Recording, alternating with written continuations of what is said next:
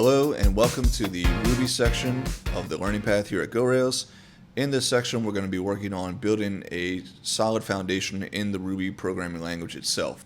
Now, our goal here is to lay a foundational understanding of the Ruby programming language so that when we get into Ruby on Rails, we can hopefully make our understanding of that just a little bit smoother and a little bit easier to pick up. What we're going to do now is first talk about IRB. IRB is interactive Ruby. It's a REPL, which stands for Read, Evaluate, Print Loop. And what it does is it allows us to enter an IRB session, and we can then type Ruby code and hit enter. That code will be evaluated. It will print the result to us, and then it will loop back and wait for you to enter more Ruby code. So REPL, Read, Evaluate, Print, Loop. So the way we enter IRB is just by typing at a command prompt here, IRB, just like that. And we can hit enter there. And then now we can see that we are in an IRB session. We see that indication right here, IRB, and then it's waiting now for us to enter some Ruby code here. So the one thing we can do is we can just, we can type some basic math in right here. We can say 2 plus 2, and then I can hit enter right here.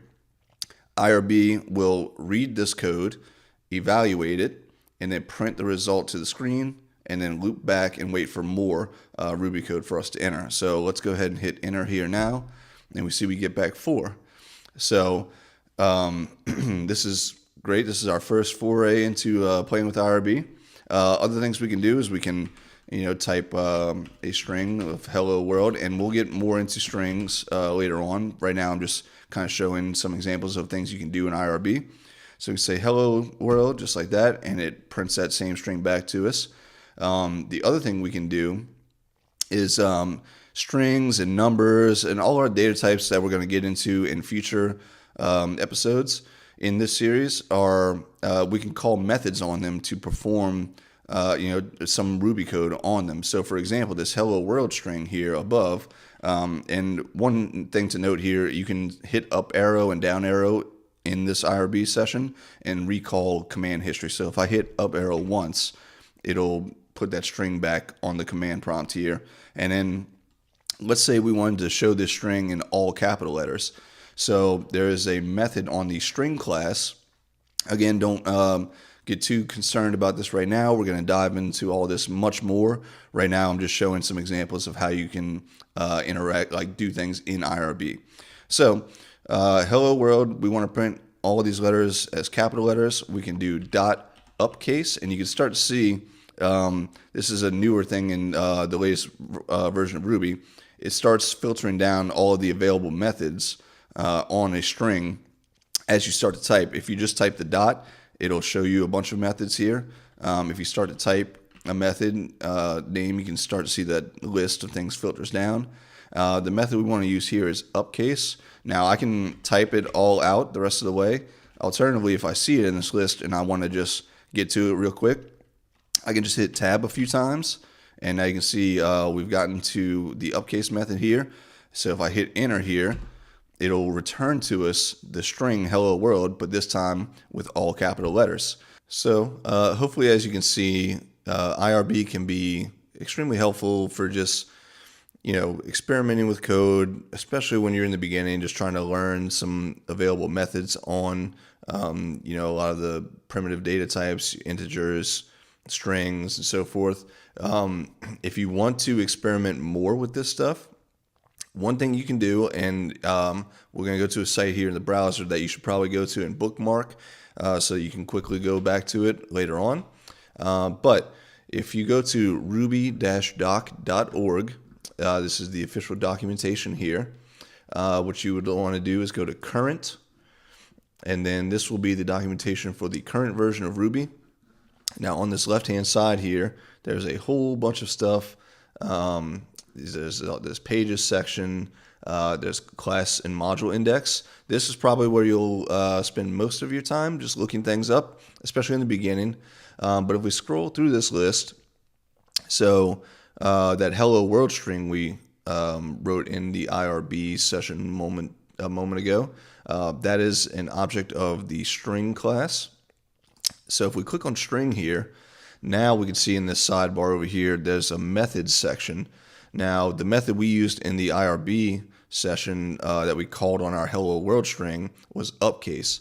So if you scroll down this list, in here there will be a method called upcase. It will be prefixed with a hash sign, as you see right here, or a pound sign if you're old school like me.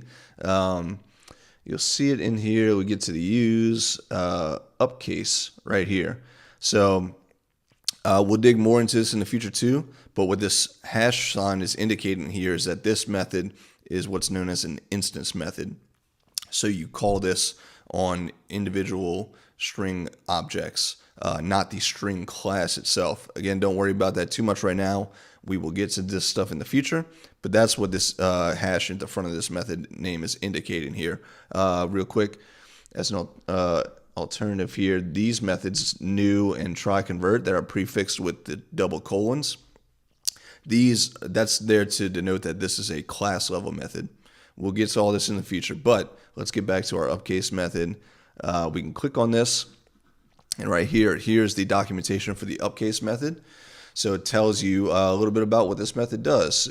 So it returns a string containing upcase characters in self. Now don't worry about self too much right here. We're going to get into all this in the future, but I just want to show you where you can go to start exploring more of the available methods on objects in Ruby, so that in some spare time, maybe in between this video and the next one, you can poke around in the documentation and in IRB and start to experiment with things.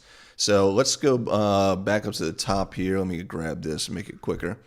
If we scroll through this list of methods here, let's see what's one. So count. So count returns the total number of characters in self that are specified by the given selectors. Now we don't have to give it any certain selector. We can give it any characters here, and it'll count the number of them. So let's go ahead and do, let's recall our hello world example. Let's backspace this. Let's do count. Let's count all of the L's in here. So we'll pass in just the string of L right here as an argument, and it tells us that there are 3 occurrences of the character L in this string right here. And if we look 1, 2, and 3, that is correct. So again, this is IRB. We're going to use IRB a lot throughout this section. Now let's talk about how we can start to run Ruby code that's in program files next.